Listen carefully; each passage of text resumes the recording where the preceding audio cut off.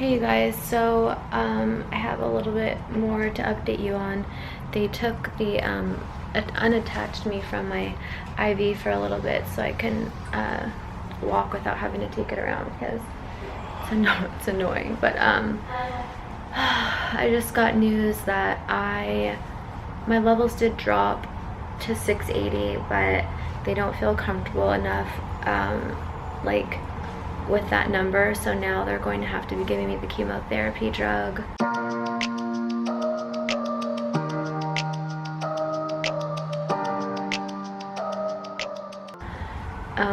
Which I'm really honestly scared to take just because I've lost so much blood and like I'm anemic right now. I haven't been able to eat very much or put very much down because it's painful in my stomach even just to drink a little bit. But I have been able to eat a little bit of soup. But as I was like on the phone with my sister crying because I'm like scared to get this like chemo. You guys know me, like I'm scared to take a new vitamin because I don't know how it's gonna make me feel, and it like freaks me out. I have anxiety when like for no reason, you know what I mean? So for all of this to be happening, like my anxiety is just crazy. And when I found out I had to take the chemo drug, like it's just scary to know that, like, I don't know, but most people don't have 2 laparoscopic surgeries within 3 weeks, and then on top of that, then do a methotrexate shot. Yeah. Usually, they'll just do a methotrexate shot or the surgery to be a done deal. But the difference is, you know, when we say ectopic pregnancy, like most people just assume ectopic pregnancy, oh, you know, that's just like in the tubes, which is 99.9% of where they are. I'm gonna bring you closer just because I feel like it might be hard to hear with the windows. Oh. Go ahead. So the fact that, I mean, yeah, an ectopic pregnancy, I guess definition is anywhere not in the uterus, but the fact that it's not in the fallopian tubes is like super uncommon. Yeah. And so now, like, 2 surgeries, many weeks later, bleeding, and then on top of that the methotrexate shot, like, and the pregnancy is difficult, or pregnancies, like they think that it's just, there might be a couple or a few that have like dispersed or broken off into pieces and attached. It's just a fucking mess, like. Yeah, it is. It's just a lot, and I feel like it's just been a lot to go through. But I was wanting to tell you guys that as I was crying on the phone with my sister, I got a knock on my door because Bree, Mark, and Finn sent me these beautiful flowers, which was so sweet. They're really beautiful. A little note from them that says, "We are thinking of you. Hope you feel better soon. We love you. Love, Mark, Bree, and Finn." That was so sweet, and I really appreciate it. So thank you guys very much for thinking of me. You really didn't have to do that. People have been asking for like my room number or my name, and I didn't give it to her because I didn't want her to have to send me anything.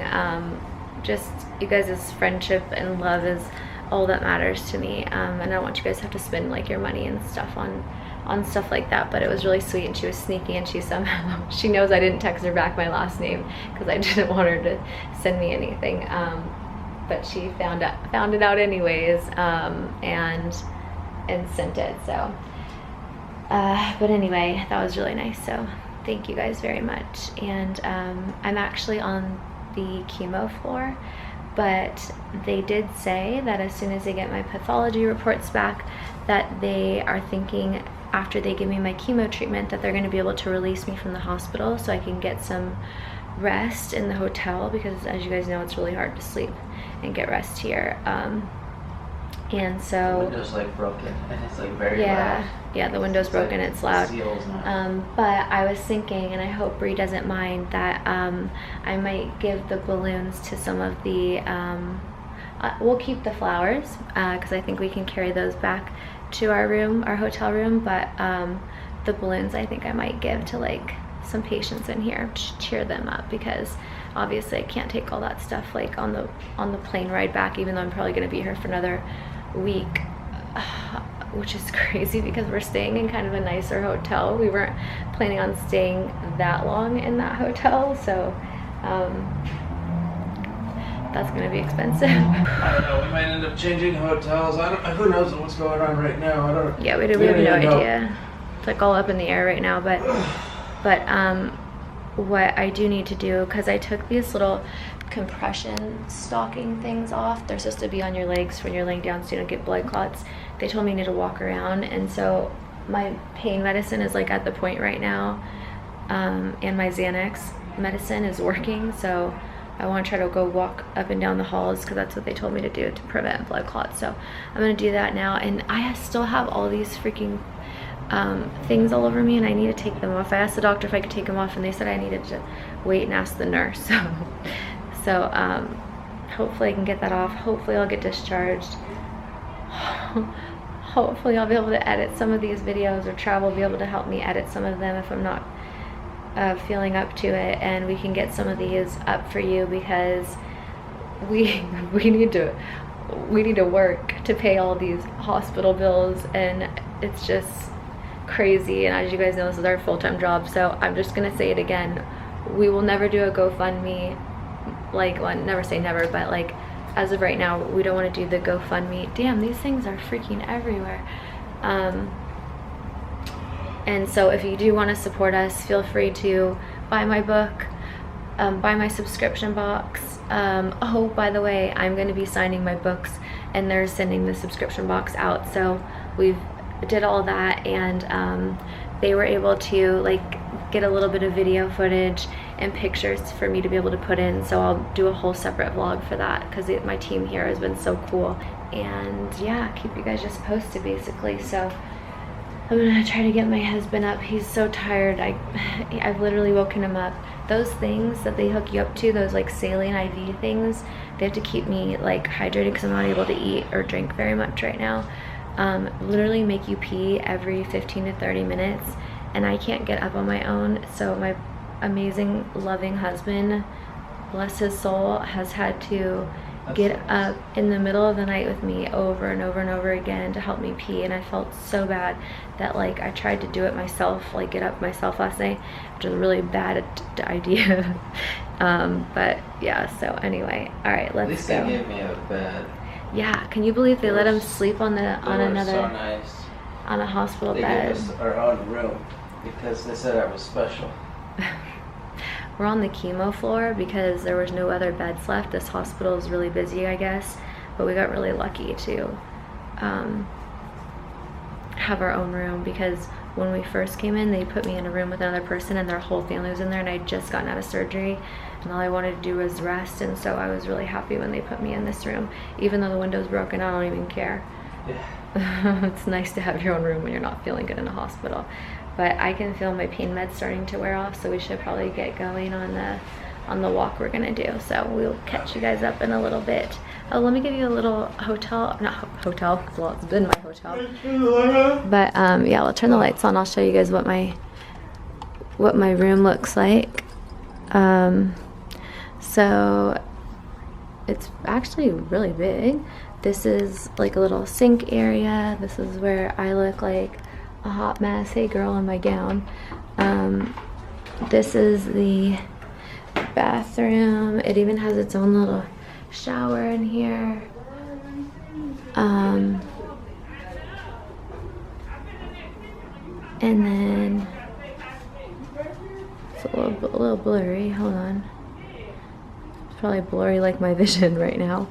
My box of food.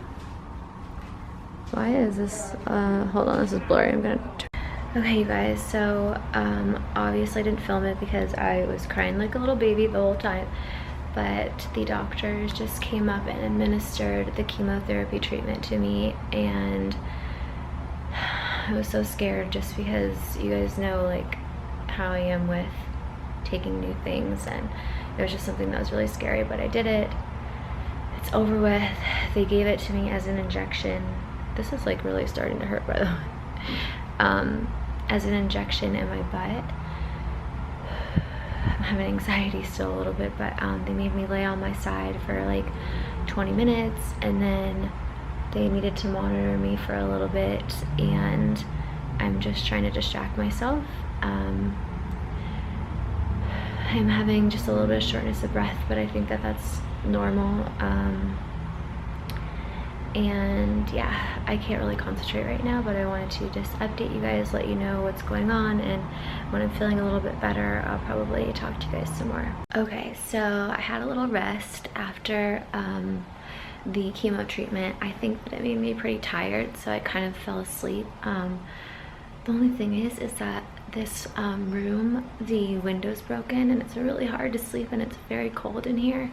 So I asked if we could be discharged so we could sleep in a hotel, and they said, yeah, no problem, because our hotel's really close to the hospital, so that way they can monitor me and I can go home, and or not home, but go to the hotel and get like a better night's rest, not be hooked up to an IV all night, and just come back as often as I need to for them to monitor my blood levels to make sure that they're going down now that I had the chemo treatment. So they took my IV out, which that felt good to have that out, and Travis just went and ran to get my prescriptions, and then we are going to go to the hotel, which is going to be really nice because then I can edit these vlogs and have Wi-Fi and be able to live stream and post stuff online. It is currently 11:10 p.m. so we're getting out of here pretty late, but it's going to be really nice to take a shower. They have showers here, but I'm so scared to take a shower in here. I know it sounds bad, but yeah, it's gonna be really nice to take a shower and brush my teeth and put deodorant on and just like get in cozy jams in a cozy bed, so, and not get woken up every hour. It's gonna be really nice. So I am in a little bit of pain, but I'm doing good, and I'm going to put my clothes on and hopefully just wait for Trav to get here so we can head back to our hotel. So I was waiting for Trav to get back, and he has a good story of what happened at the pharmacy when he went to go get my meds, so I'm gonna let him fill you guys in on what happened. Running downtown Philly with a bag full of drugs, yo. Oh my god, it's so late and we're like in the hospital. That's like 11:30 at night. I know, but you're So being the- loud. Other people okay. are trying to sleep. Okay, nobody can hear me. Okay. So I look on the map, it's like 0.9 miles away. I'm like, do I want to get a cab and drive over there and then try and tell a cab? They're not going to wait because I have to wait for this damn thing to get filled. So I'm like, fuck it, dude, I haven't got any exercise at all, so I'm going to run it. So I ran over there fine, and then I'm going through, see some sketchy looking dude kind of like walks by me, and I'm like, he looks like he's up to no good. Not trying to be stereotypical, but he looked like he was shady.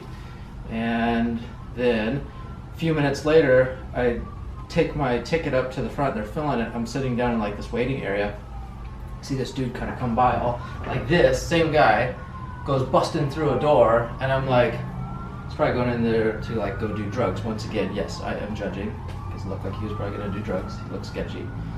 And then I find out it's like a fire exit, and then like not more than 20 seconds later, like an undercover guy comes like running over, and the guys are like, he went in there. Well, it wasn't. It was like an exit out to an alleyway that's like all super gated up.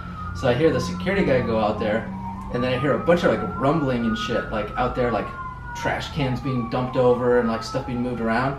And I hear the security guard just yelling at me. He's like, yo dude, he's like, there's no way out of here, man. The cops are already called. You can't get out of here. You can't get out of here. And can we just say that this is actually not like added in stuff, this is actually happening outside. This is what we hear. This is like, because we're like in an inner city hospital. there are like cops and like cops cars like with their sirens on going everywhere. Like I don't know if we're like not in a very good area or like what the deal is, but that's like everything I just went by right there. Yeah, no, So we're definitely then- not in a good area. So then anyway, so then the security guard, he's like, all right, Hold whatever. on, do you want to wait till this is done? Because it's kind of Sorry annoying. guys, the sirens are so loud. So then he locks him. He's like, okay, I got him locked in, and tells like these two young like guys, like these young kids that are like the pharmacists, and they're just kind of like laughing, like they don't even like care and stuff like that. But anyways, it was really funny. So they're like, oh dude, he's locked in there, and then two other lady workers, we're gonna go out there like dump trash. And they're like, I don't go out there. There's a guy that's like trapped out there and stuff. And so when I left, there's a cop car like out front. They're probably gonna bust him and stuff. But then anyways, I'm like, well that's great. Like my first outing in like Philly. And then I'm like, okay, well now I'm like cruising down the street, like another like mile away to go all the way back with like a bag full of drugs that like make this noise when I'm walking by. So anyways, I like stashed that style like in my coat pocket, in my jacket that I was wearing, and I just jogged back. Well, are you ready to get out of this Now hospital? I'm sweating like a fucking whore in church. Are you ready to get out of the hospital though? Yeah, dude, do you hear that? Like, This is why we're leaving, because we can't sleep through that at night. And as you guys can see, it is like that's so loud. yeah, it's almost 11 and it's almost midnight, so it'll just be nice to be able to sleep in a hotel and it's really cold in here, like the window's broken, so it'll be nice to get out and go home. So let's talk to the nurse and let's get out of here. I'm looking to see if... Okay guys, so it is the first day out of the hospital and I'm in my hotel. It's also the first day of like feeling what it's like to be on the methotrexate, which is that chemotherapy drug that they gave me.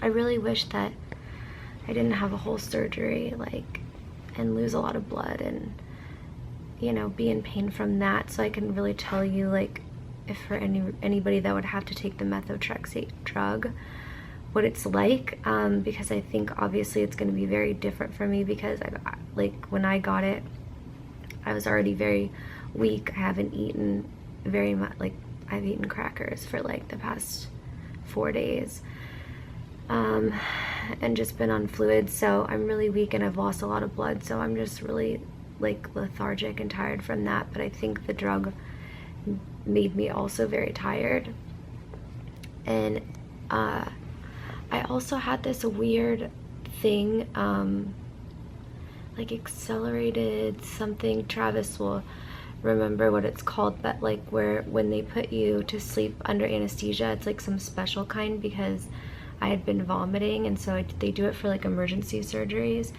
and it can literally make your whole body just like ache so bad. Like I could barely move my neck, I could barely move like my body, just everything fucking hurts on top of everything else that I have going on. So I'm just not feeling so good today. I did get the best night's rest I've gotten since the surgery, just because obviously sleeping in a hotel, it's much more quiet and clean, and you're not getting woken up a bunch from the nurses and doctors and coming in, so that's been really nice. But I also am not hooked up to my IV anymore for the fluids, and so I feel kind of dehydrated, and I haven't been able to eat very much, so Travis just went to go try to get us some food.